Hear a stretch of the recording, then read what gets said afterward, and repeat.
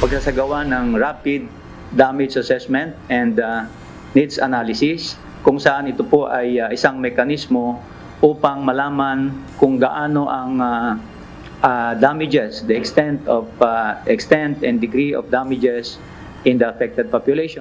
Naglilibot na ang mga kawani ng Office of Civil Defense o OCD sa mga lugar na dinaanan ng Bagyong Pipito kasabay ng pagbuti ng lagay ng panahon. Ito'y upang alamin ang danyos na iniwan ng bagyo at mga komunidad na nangangailangan ng ayuda matapos bayuhin ng malakas na unos.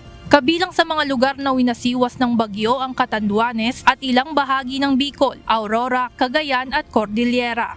Ayon kay OCD Director Cesar Idio, katuwang nila sa pagsasagawa ng rapid damage assessment ang mga lokal na ahensya. Sa panig naman ng Department of Social Welfare and Development, tiniyak ni Director Christopher Matay na tuloy-tuloy na ang paghahatid ng relief packs sa mga biktima ng kalamidad sa iba't ibang rehiyon. Na-airlift na rin ang karagdagang relief supplies mula sa kanilang Visayas Disaster Resource Center, katuwang ang Philippine Air Force at OCD. There are prepositioned and stockpiled goods.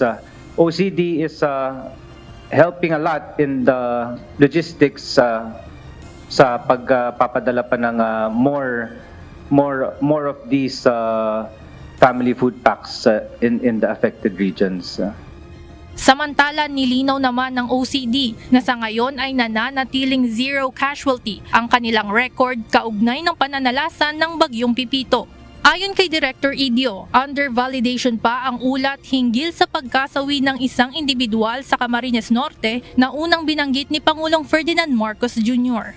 Sumakay sa isang behikulo, sumabit ang kanyang behikulo sa isang nakalaylay na internet wire. So nadisgrasya po, namatay. Ang kinamatay po niya ay vehicular accident. Part of our verification and validation ay tinawag po namin ito sa aming regional office para i-validate pa further.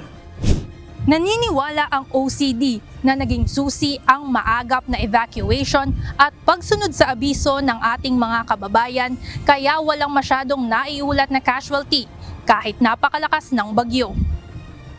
Mula Oktubre hanggang Nobyembre ay 6 na bagyo na ang sunod-sunod na nanalasa sa bansa. Pagkatapos ni Pipito, sinabi ng State Weather Bureau Pag-asa na wala pa silang nakikitang anumang namumuong sama ng panahon sa loob at labas ng Philippine Area of Responsibility. Ngunit hindi pa pwedeng magpakampante dahil 1 o 2 bagyo pa ang posibleng pumasok pagsapit ng Disyembre. Ang forecast natin 1 to 2 medyo lumalampas lang dun sa inaasahan natin dami. Ivan Alvarez, UNTV News and Rescue. Diyos ang aming sandigan, serbisyo publiko ang aming pinahahalagahan.